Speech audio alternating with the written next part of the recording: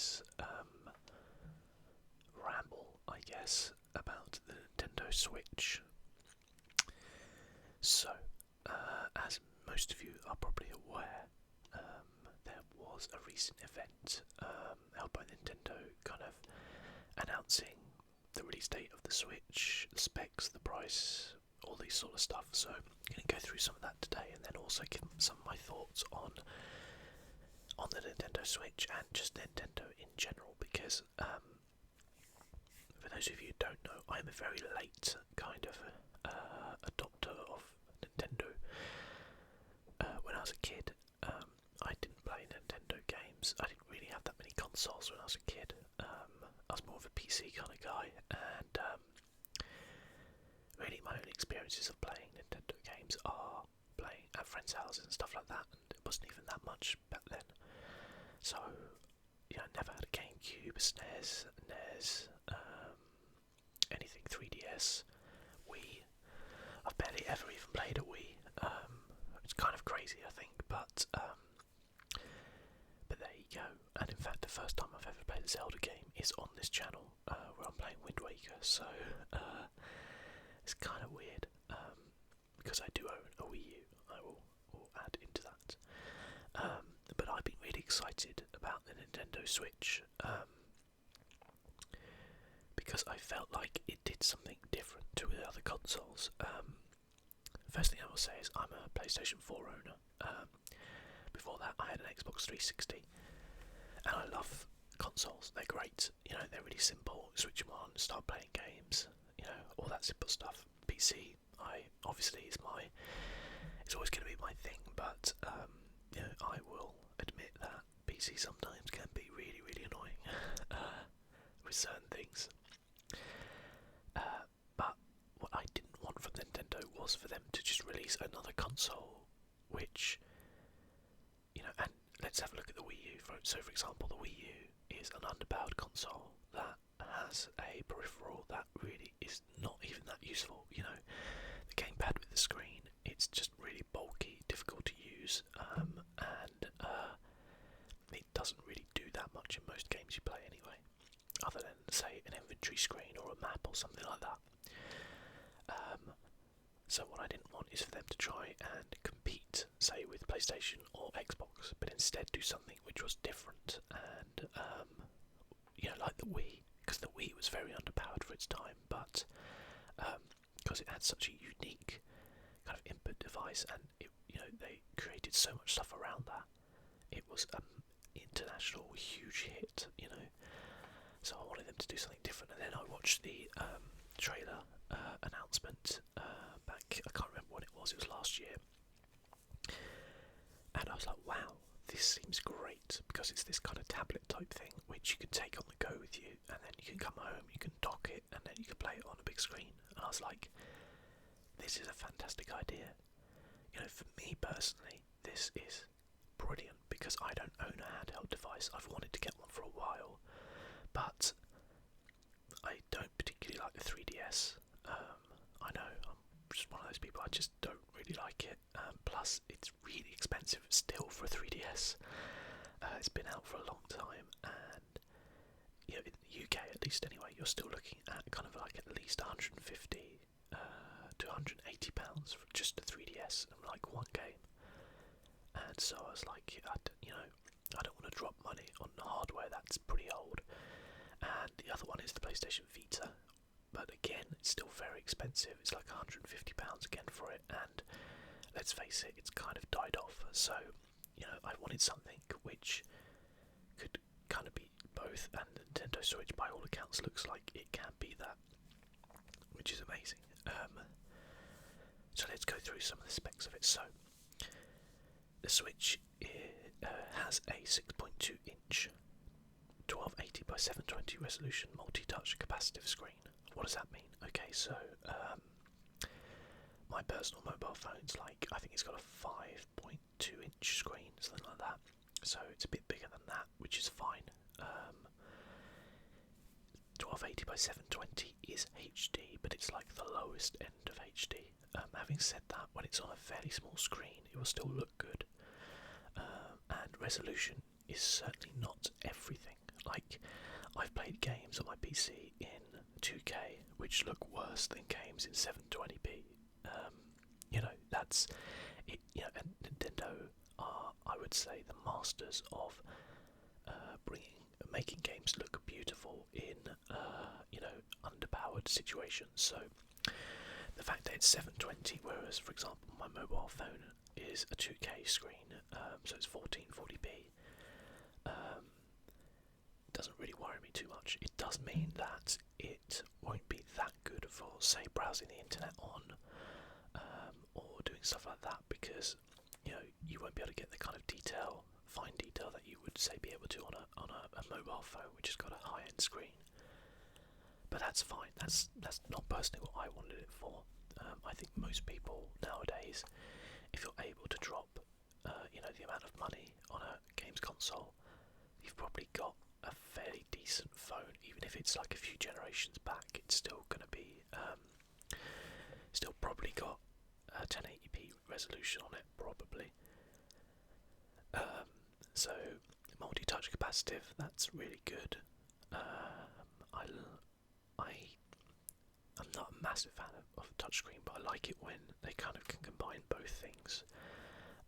It would be interesting to see if we see some, say, things on Vita come to the Switch, and also I'm thinking of something like Severed, or for example mobile games as well. So will we see Super Mario Run on the Switch? It's got a touchscreen. There's no reason why we couldn't, and Nintendo own it. So I am hoping that we're gonna kind of see that type of thing as well, because that could be quite good fun, for sure. Not saying that that's going to be a staple of it, or probably even a massive selling point, but it would be nice if that was a thing that could happen. The actual console itself uses 32 gigabytes of internal storage. It's not a lot. It really isn't a lot. I think they're saying that Breath of the Wild actually uses up half that. So you can kind of imagine it's going to be one of those ones where you could be swapping out a lot of games on there. But that might not be too much of a problem, as we'll come into later. You can expand it with a micro SD XC card, but as I was watching a video by Total Biscuit, and he was saying that one of the problems with that is that they run very slowly. Their data transfer rates are really slow, like slower than a normal hard disk drive in your PC, not even an SSD, like slower than that. So that could be an issue there. But I'm the sort of person who plays things mostly on my game cards anyway. In terms of Nintendo stuff, I download stuff on the PC all the time, but usually on PlayStation 4 and other consoles. I'm more of a physical purchaser, so it doesn't worry me too much.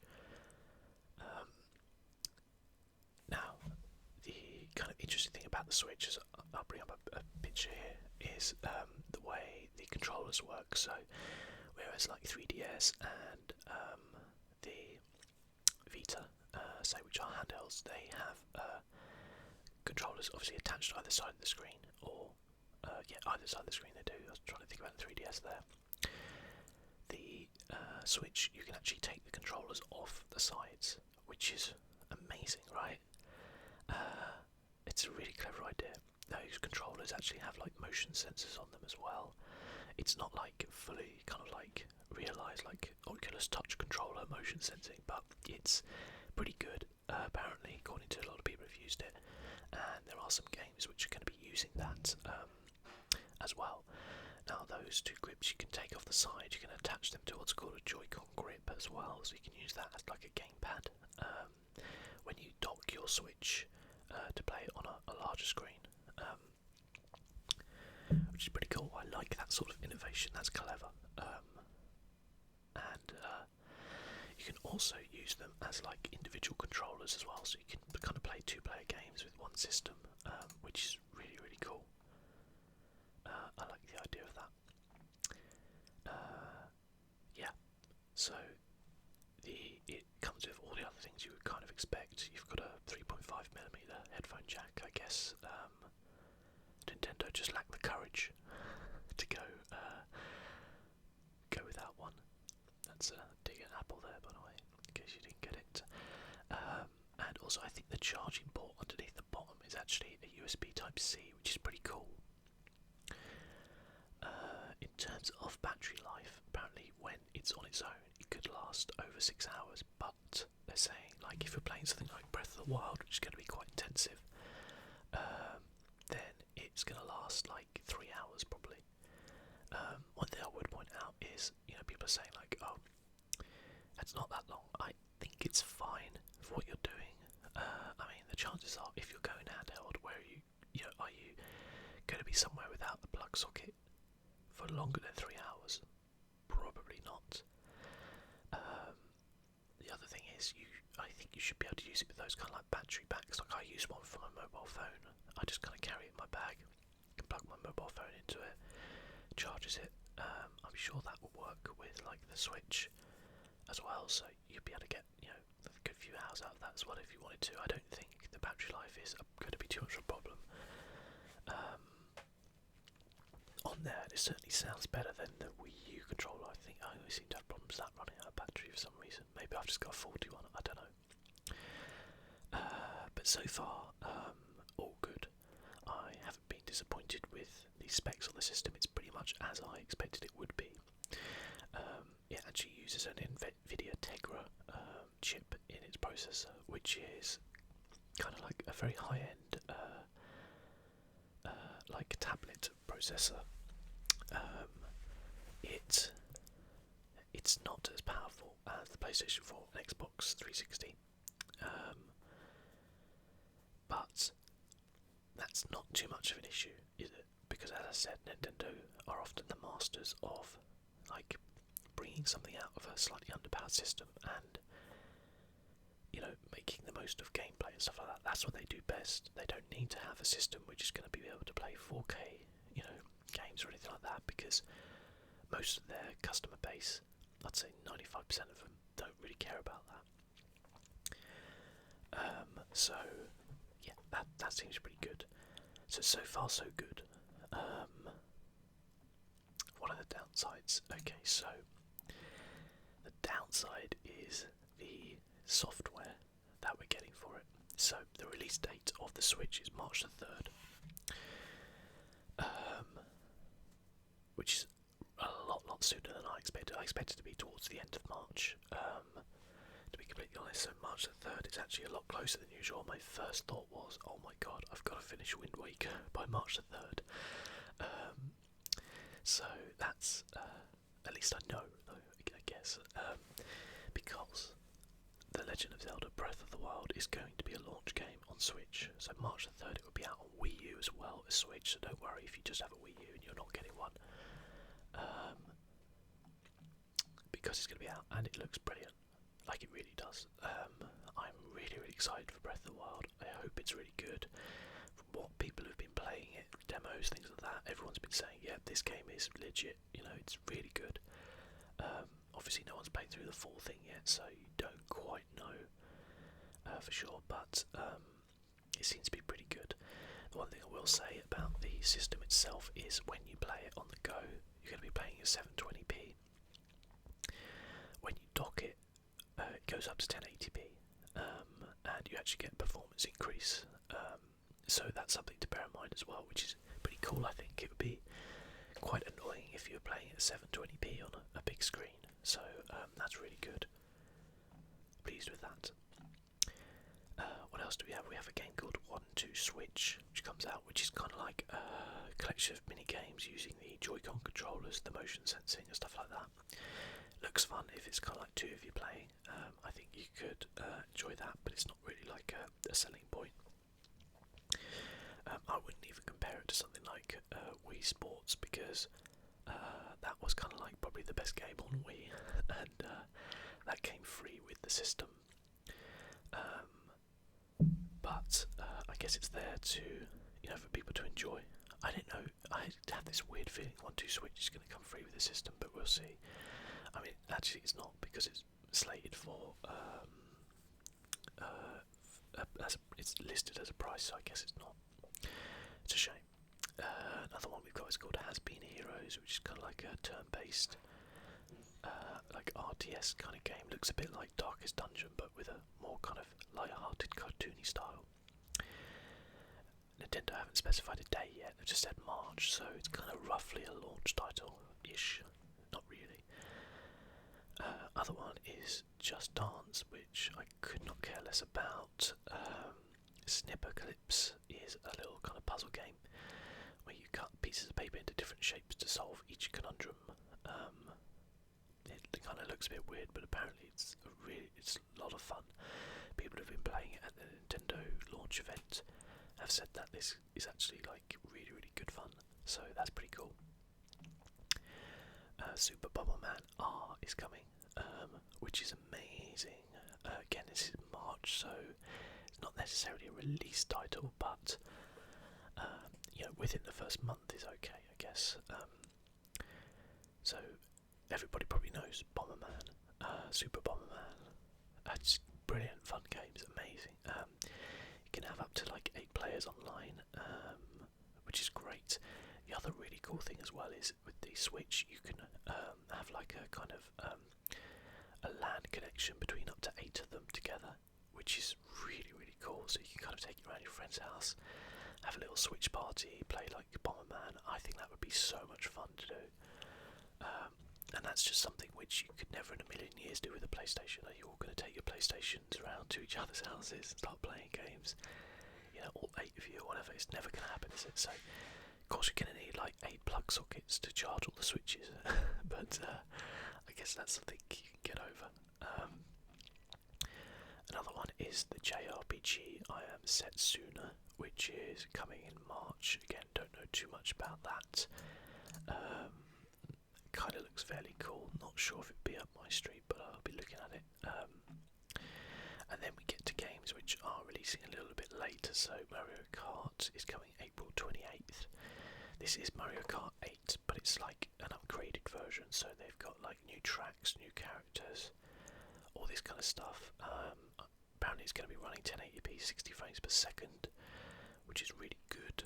That's the one good thing about kind of Nintendo, is that one of the things they do differently to Xbox and PlayStation is that they try to go for frames per second over graphical fidelity. So most games that run on PlayStation will run at 30 frames per second. I personally am more of a fan of 60 frames per second. I think most people are. Some people will say I can't tell the difference, but trust me, you can tell the difference. And Nintendo generally are like, we want to go for 60 FPS rather than 30, which is pretty good. So yeah, that's Mario Kart. In the summer we've got Splatoon 2. I haven't played much of Splatoon, actually. I do own it on the Wii U, but again, the controller is an issue on the Wii U, and I'll get into more of that later actually when we talk about accessories. But maybe if I have a good controller for this, I might get into Splatoon 2 a little bit. Skyrim has been confirmed. Not 100% sure. There seems to be some debate about whether or not this is going to be the special edition or not. It would be a travesty if it wasn't. Personally, not really much of a chance of me getting Skyrim on the Switch, but I'm glad it's there for people who do want it. NBA 2K18, we kind of saw this in the launch trailer a bit. They were kind of like playing different things, and I haven't really played a basketball game since NBA Jam on my, I want to say PS, no, what the hell did I play? NBA Jam, I can't remember now. A while ago. Might have been a PSP, can't remember. But by the way, NBA Jam, amazing game. So glad they don't make those anymore. But yeah, NBA 2K18 is coming out. That's September, so we're really looking quite far out now. And then the kind of probably the game which people are probably most excited about after Zelda, or maybe equal, is Super Mario Odyssey, which looks really cool. So it's kind of like it's in the style of Super Mario 64, which is kind of like a sandbox kind of 3D world. Looks really cool. I urge you to check out the trailer. Unfortunately, this is not coming until Christmas 2017, so wow. And then we have a few other things like Street Fighter 2 and actually FIFA 17 as well is coming. That's kind of a big deal, and I'll explain why a bit later. We've also got other things, so they showed off like Minecraft, Binding of Isaac Rebirth, which that's pretty cool actually. I would like to play that on Switch. Sonic Mania, Rayman Legends, Steep, Fire Emblem, Shin Megami Tensei, a really kind of weird looking but quite cool game called ARMS, which people who've played it at the launch event have said it's really, really cool. And it kind of looks quite good fun. It uses the motion control. Imagine it's kind of like a bit like Punch Out, but you're using motion controllers and you have big like go-go gadget arms, which is pretty cool. But yeah, so this is a weak point of the Switch, the game lineup. But now one of the things which people were hoping for the Switch was that third-party games would be supported. No one for a second doubts that Nintendo don't make very, very, very good first-party games. So in other words, the games that Nintendo themselves make, their own game studios, you know, Mario games, Zelda games, those type of things. They're always very high quality, very good games. The problem is there's not enough of them because games take a long time to make. So any console needs to have third-party games. These are the games which are made by, like, you know, EA, Ubisoft, you know, indie games, all this type of thing.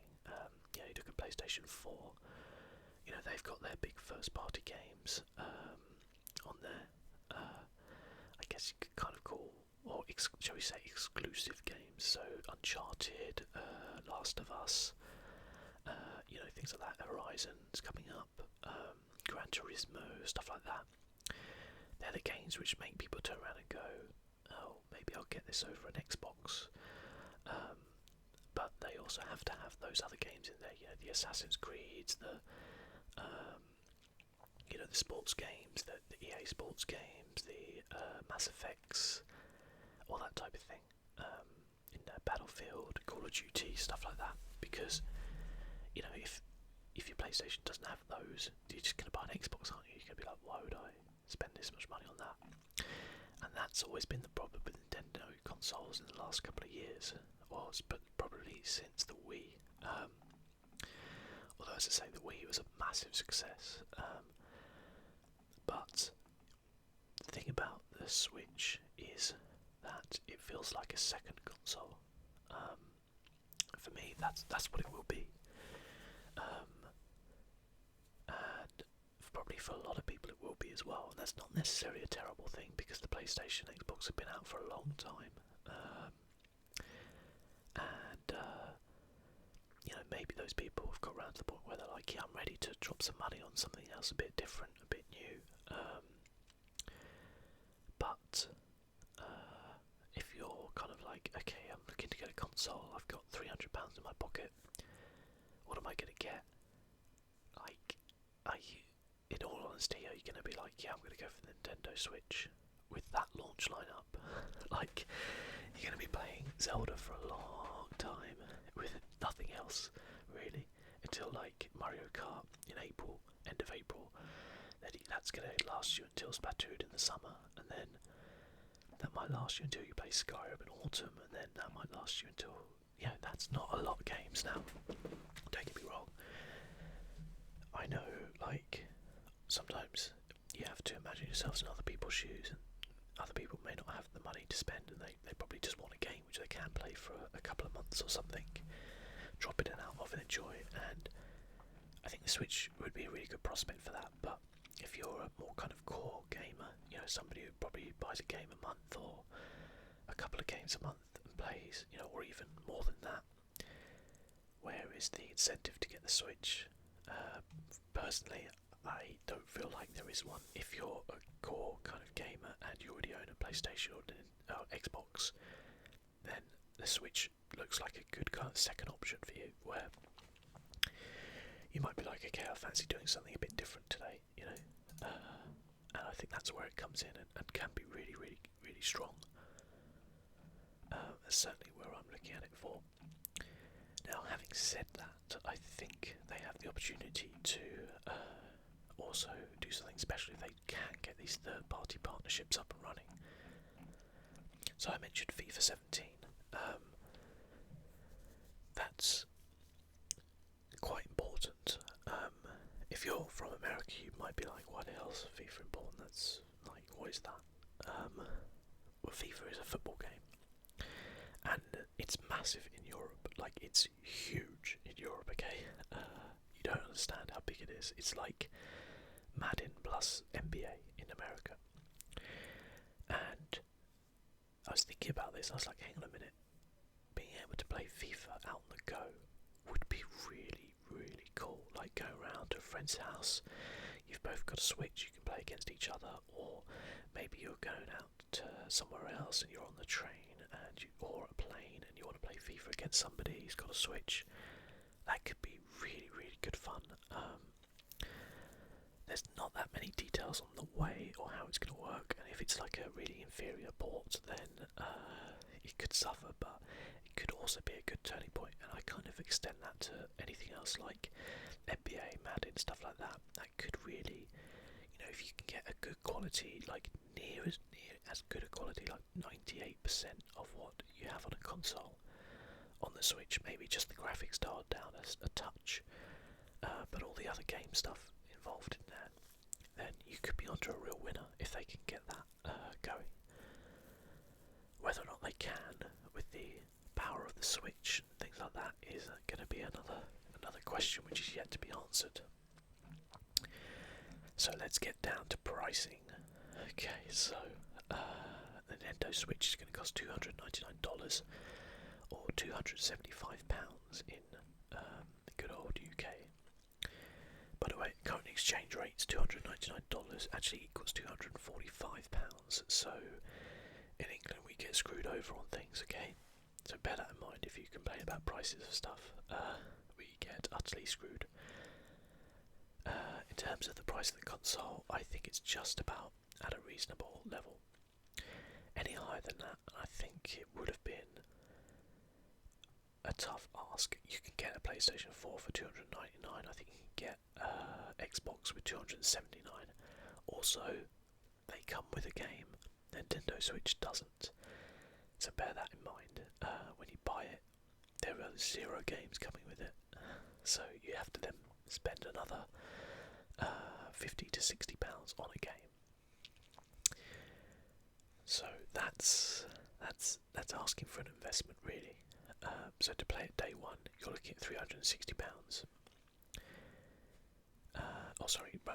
Like $360. Probably you're probably looking at like £340 or whatever in the UK.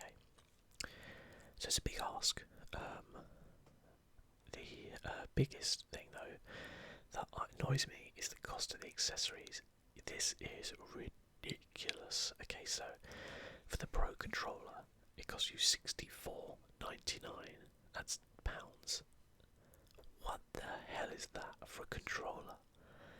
I could buy a wireless Xbox controller for like £38. I can buy a PlayStation 4 controller. I got one recently actually because mine broke and I got it for £34. Don't get me wrong, they've been out for a while, but even when they came out, they weren't more than about £45, I don't think, so that is an outrageous price.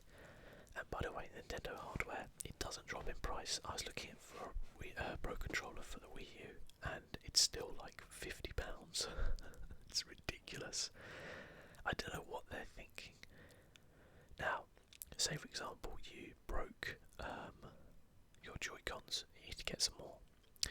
That's going to cost you £75. Yes, £75. Wow. That is outrageous. Like, it really is. For just one single side, it costs you £42. That's right. So, do not break or lose your Joy-Con controllers. And other accessories are kind of like suitably expensive, really. it's worth noting you can get a wired Switch controller for $27.99. I can see here on the website. It's not quite as swanky as the Pro controller, but at least maybe if you're like, I really can't play with these Joy-Cons or whatever, then that's an option. $27.99 is acceptable, I guess. I'm not sure if it. I think it is like it's an official kind of partner one, so it is kind of like an official. It's not like a total like bootlegged one. But you know, if you want a Pro controller, then you're ready to pay the price. So yeah, that's kind of it. Now, I have pre-ordered a Switch,